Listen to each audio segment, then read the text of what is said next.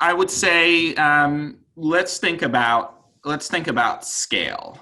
We had one partner who a few winters ago here in the Northeast was particularly harsh. I would say maybe 3 winters ago. We had really tough winter.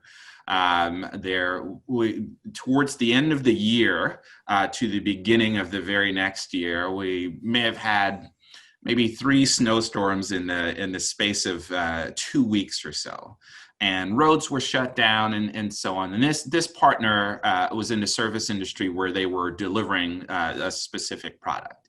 And with roads shut down, deliveries were curtailed for both the safety of the customers, but also the safety of the folks who were doing the deliveries. As such, they were presented with a customer service problem. Demand for their product was through the roof. Supply of their product was not necessarily an issue, but the transportation of their product from one place to the other was. This created a tremendous amount of volume to their customer service contact center.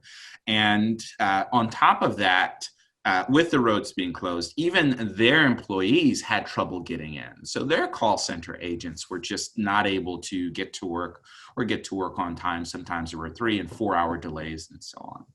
And so initially we said to them, okay, well, we can take your overflow and excess capacity and help us understand all of some of the nuances that to your business outside of what we generally did. And let's see if we can turn what would normally be a 3 or 4 call conversation into a 1 or 2 call conversation. Let's try and be more efficient about it. And through some discussions with them, we met them face to face. Steve and I actually went up for a visit. We met with them face to face. And what we came back with was a plan. We would augment their staff on a dedicated level to where we would bolster their staff by 25%. So they had approximately 33, 34 agents. We put another 10 agents on top of that. And so adding that on-demand staff immediately reduced their abandonment rate. An abandonment rate being someone calls, they don't get an answer, they decide to hang up before someone in your office or a member of your team picks up the phone. So abandonment rates were somewhere in the neighborhood of 55 to 60%, which means more than half of the people calling in gave up before they actually spoke to a human being. Wow. We bolstered their staff with a dedicated team. Their abandonment rate went from 55 to 60%. Immediately within the first week, went down to 20. By week 4, it was down to 12. By week 6, it was down to 3. Awesome. Which is staggering. Right. On top of that, we allowed them to focus, since we were answering the phones and assisting their team, we allowed them to focus on product delivery. Basically, the logistics of now running their business and servicing their customers. Because from the customer service standpoint, at least the communication piece was already taken care of. Mm-hmm. Coming out of that winter, where we reduced and basically flatlined their abandonment rate, they saw more positive feedback on social media. As we know these days, when a person has a terrible customer service experience, before they come to you directly and let you know, let everyone else that they know be aware of that negative experience and that positive experience, to be sure, as well, right? But there is something about that attention of saying that I'm not particularly happy about something, or that I am happy that is that definitely people latch on to, and it's something that becomes contagious. So they were able to improve their customer service rankings in terms of where they were on social media. They were able to figure out their logistics, and of course the weather cleared up and things started moving more efficiently.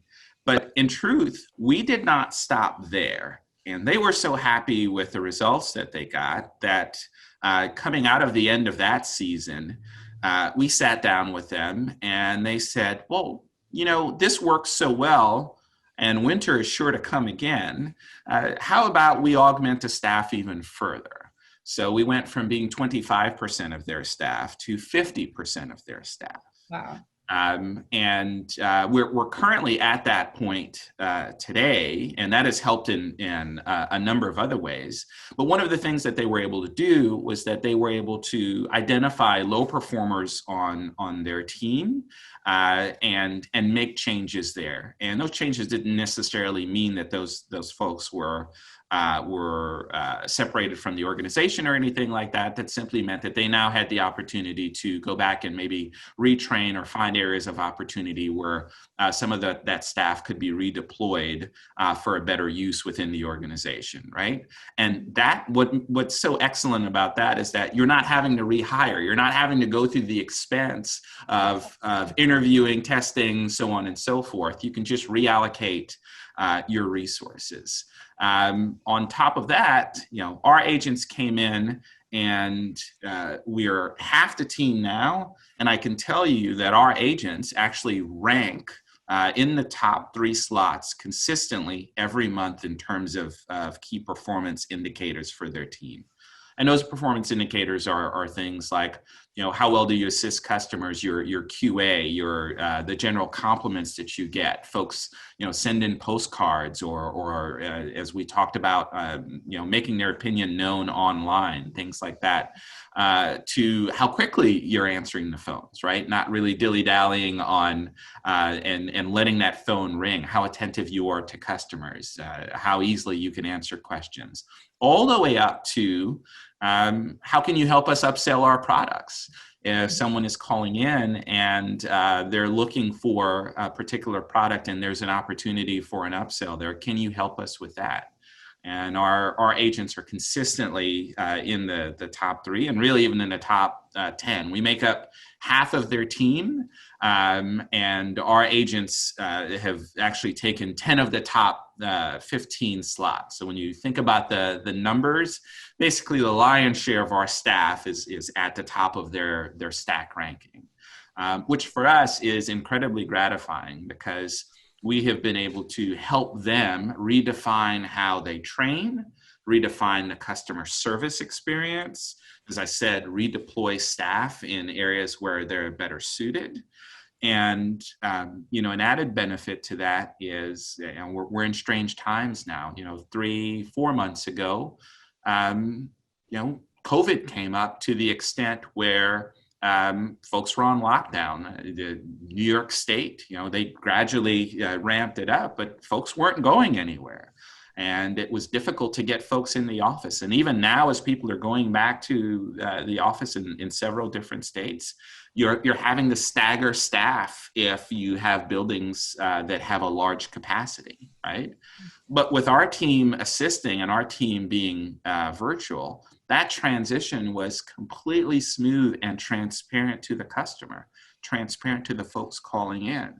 There was no question about, do I have access to the same tools I had before? Yeah. My team has always had access to those tools because we've always connected virtually. The idea of, do I have the amount of staff that I need today coming into the office? Non-existent again. And again, we are able to be there when our clients are not, offer that level of augmentation when they need it, that on-demand, that surge staffing. We have it, and we have that capability. And the confidence level is there. There's no worry about whether or not the systems that we use are safe or secure. We run a completely PCI compliant environment, which means that we are certified and tested by the same credit card companies that you take, your Visa, your MasterCard, your Amex.